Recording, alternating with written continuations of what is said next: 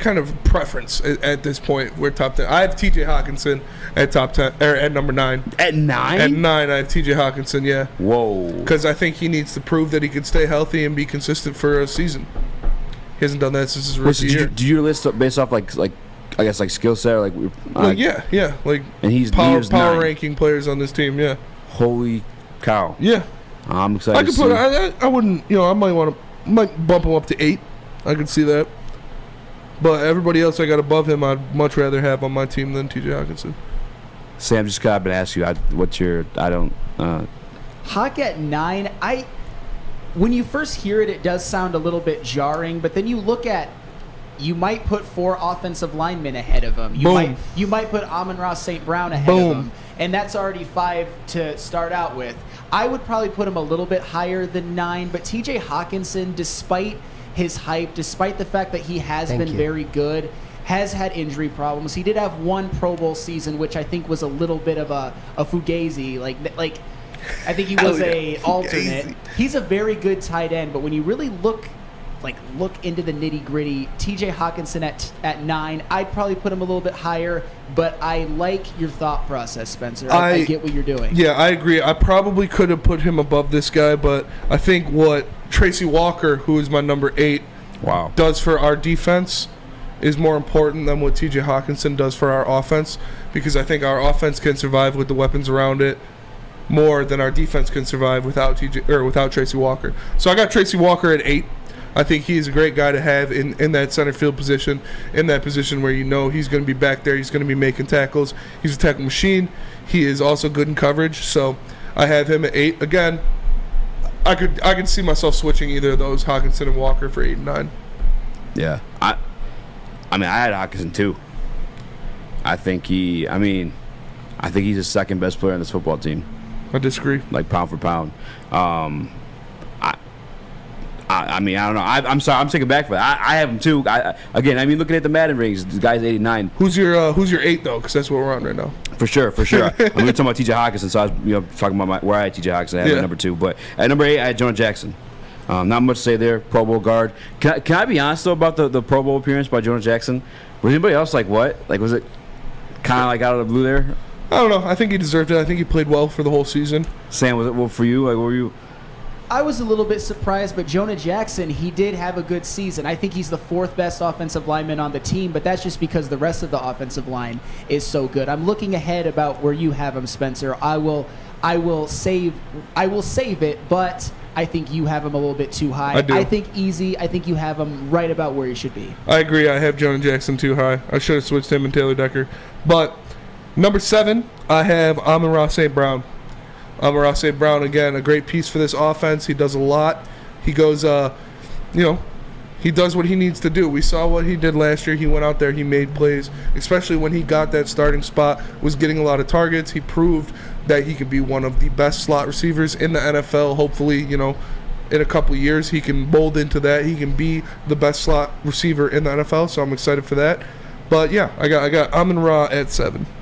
At 7, I do have a wide receiver. It's not Amon-Ra St. Brown, though. I have Jameson Williams. I think Jameson Williams, the talent that he is, I think he come in here and be a top 10 player for us right away. Obviously, he has the ACL injury we're waiting for him to heal up from. I think I'm expecting him back by week 4 or 5, and then maybe that's something that we have with Dr. Pierce on. Maybe ask him, is that a reasonable take there to have him back there by week 4 or 5? But his speed. Obviously, you have this all Madden game. We talked about it yesterday. They ranked him the 2nd fastest receiver, I should say, in the NFL, and I think it's for a good reason. Jameson Williams has that elite caliber speed, and we see in this game all the time, speed kills. Yep. Tyreek Hill, one of the best wide receivers in the game, and I think he has more than that too. It's more than just the speed. Like he has a phenomenal route running. He's a kick returner as well. So there he has the I don't want to say backfield vision, but just vision in general. You know what I'm saying? To read the field. Field vision. There you go. That's what I was looking for. Thank you. I get he's a rookie. I get we haven't seen him on the field, but we've seen time and time again. I don't want to say back-to-back years at this point. The top receiver taking the draft, and both Jamar Chase and Justin Jefferson. I don't know if Justin Jefferson was the top receiver taking the draft that year, but nonetheless, we see guys come in at the receiver position the rookie years and dominate right away. And I think Jameson Williams has that similar skill set. Maybe hot take though, top 10. Again, we haven't seen him on the field. Sam, Where you at with that one? I mean, I like the Amon-Ra at 7 a little bit better than Jameson right now, just because Amon-Ra is proven. I don't even think people understand, some people, how good he actually was last year, especially after Anthony Lynn got canned and lost his play calling duties. He was phenomenal. Jameson Williams, though, easy. I kind of like where your head's at, because in a few years, I think the ceiling for Jameson Williams as a Lion, get ready, 1. I feel that. I feel that. I just need to see it first before, I agree. I think he's going to be great. I think he's going to be a great guy. Obviously, he has all the intangibles to do it, but I need to see it on the field first. This is where I'm going to start switching my list on the fly, because I did have Jonah Jackson too high. I will admit that. I'm going to move Jonah Jackson to the 6th spot. So at number 6, I got Jonah Jackson. Like you said, coming off a Pro Bowl year, so he is one of the best offensive guards in the NFC. I agree with that. I think he is a great addition to this offensive line. He is a rock you can have in the middle like that to put next to a Frank Ragnow, in between a Frank Ragnow and a Penei Sewell, or a Frank Ragnow and a Taylor Decker, wherever you put him. So I'll admit it, I got a little heart warmed for the big guys and put Jonah Jackson a little too high coming off his first Pro Bowl season. But I like Jonah Jackson a lot. I think he's another young guy, another guy that can learn from a Halapulu Vaitai, a guy that can teach him how to be a great player in this league, and he's already proved that he is one of the best players at his position in the NFL. So I am going to put Jonah Jackson at number 6. I had him at 3. Damn. Yeah. Had him at 3. I still love you though. Yeah, I was riding the Pro Bowl high a little bit. And Sam, you said you'd have Amon-Ra St. Brown over Jameson Williams. Well, that's exactly what I have in this situation. I have Amon-Ra St. Brown ranked 6 as a pound-for-pound best player on this team. Detroit Lions Power Rankings is what we're doing. If you guys are just joining us, make sure you hit that like button. And comment down below if you guys agree as well. I know we just had the internet go out, so we need some interaction. We need to know who's still there, who's still breathing. But no, Amon-Ra St. Brown, man, I have such high hopes for this kid. I think what he did last year, I just made the point about rookies coming in and dominating. That's another example of that, by the way. But rookies coming in and dominating the league. But I think from him, I just respect it a little bit more, because he came in as a 4th-round pick, and you know what I'm saying, he didn't start the season right away. He had to earn his stripes, and when he did get on the field, he proved he belonged there. For sure. Hands down, without question, belonged there. And then you also have to factor in these guys just sprinkling around him, like Jameson Williams, DJ Chark, spreading the field more so he can make plays, because we know he breaks tackles and takes them back for touchdowns. So Amon-Ra St. Brown, easily my number 6, and our top 5 get a little dicey. Number 5 in my power ranking order, I have Taylor Decker. Okay. I think Taylor Decker is an important part. And as we said, for those of you who just joined, I moved Jonah Jackson down. I moved Jonah Jackson down into the 6th spot. So, actually, number 5, I got DeAndre Swift. I got DeAndre Swift. You're changing it all up. And, you move Jonah Jackson down, you move everybody else up. All right. So I got DeAndre Swift at number 5. Again, a very important part of this offense. He's an explosive back. We saw what he can do when he is healthy. He can be the guy that takes, a slip screen 70 yards for a touchdown. He could be a guy that hits the hole and takes it for a large gain. So if he can stay healthy, DeAndre Swift is a great back and will make a Pro Bowl in this year. So I expect him to stay healthy. I expect him to be a great player. I got him as the number 5 rated player on the Lions. Number 5 for me, Penei Sewell. Penei Sewell. That's 1 below Taylor Decker. Actually, I think I might have 2 lists. But I think Penei Sewell is a dog last year. We saw him bounce back and forth. There we go. Yeah, I got Penei. Okay, so number 5 actually had Taylor Decker. Okay, I knew I had 2 different lists. Yeah. Number 5, Taylor Decker. We saw the impact that he made once he came back to the Detroit Lions. We actually finally won a game. But moving on 4, though, Penei Sewell.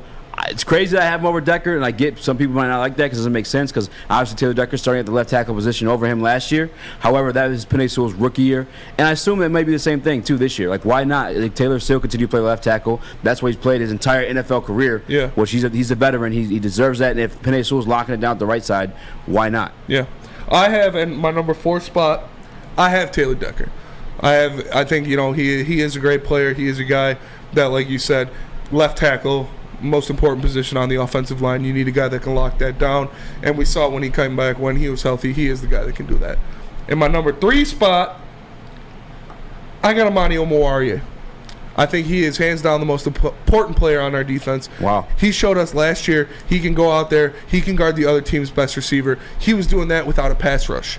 He was getting all those interceptions, staying glued to the best receiver on the field without a pass rush last year. So this year, now that we're going to have a pass rush, now that we're going to have guys attacking the quarterback instead of reading, reacting, I expect him to be even better, to lock down receivers even more, because he's not going to have to stay attached for 4, 5, 6 seconds. He's going to be able to make his first instinctual read and go after the ball. So we saw, led the team in interceptions, should have been a Pro Bowler, got snubbed for sure.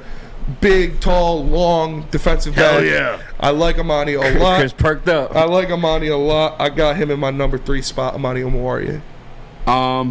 Feels kind of high for me, but I do like Amani Warrior. I like him a lot. I think he made a lot of great points and make me excited for some goddamn football. But number 3 for me, I had DeAndre Swift. He was the most productive offensive player for our offense last year, which was pitiful, but he was the only one doing any type of work up until Anthony Lynn had to take the step down, and obviously Ben Johnson started incorporating his offense. But DeAndre Swift, he shows you can do it in the pass game. He can run the football. All points that you made. And plus, he has a dominant offensive line in front of him this year. I mean, I hope they stay healthy, knock on wood for that one. But yes. DeAndre Swift, I think, is going to surprise a lot of guys. As long as key for him, though, is staying healthy. Yeah. Number 2, I got the man, the myth, the legend, the dancing bear, Penei Sewell. This guy, he came into this league, and he shut Nick Bosa down. And then he switched positions. He went across the line to right guard, to a position where he hasn't played in years. He took a year off at Oregon. He started at left tackle, and now he's playing right tackle, and he's just as dominant. He provides that grit. He provides that anger. He is going to be the Hall of Famer on the Lions roster right now. He is going to be in next year, prove he is the best offensive lineman on the Lions right now. Penei Sewell is a 10 out of 10 draft pick for Brad Holmes. He's an absolute grand slam home run. Love the guy. He's my number 2 pound-for-pound player on the Lions right now. I think you're crazy. I love Penei Sewell. You had him at 4. I put him in my graphic. I have him at 4, but you had T.J. Hawkinson at 9. You had Penei Sewell at 2. Yes. I think Penei Sewell is more important than T.J. Hawkinson. Important, but we're talking about pound for pound. I think Penei Sewell is better than T.J. Hawkinson. You think Penei Sewell is a better right tackle than T.J. Hawkinson is at tight end? Yeah. What we did right now, did top 10 right tackles in the NFL, he's in there. I mean, I'd have to look at it, but yeah. I think next year he's going to make a Pro Bowl. He's going to prove he's one of the best offensive tackles in the NFL, right or left. And this is coming from the guy who put the rookies at the bottom because they didn't improve stuff yet. But yeah, because they haven't played a snap. That's okay. And I've seen what Penei Sewell can do. All right. Number 2 is at pretty both high positions. But you know what? I'm not mad at it. I do like Penei Sewell. You got J-Mo at 7. Yeah, J-Mo's going to prove. Hey, you heard Flannel Sam. He said J-Mo's going to be 1 by the end of the year. Yeah. You know what I'm saying? I'm not mad at that take. I wouldn't say it, but I'm not mad at it.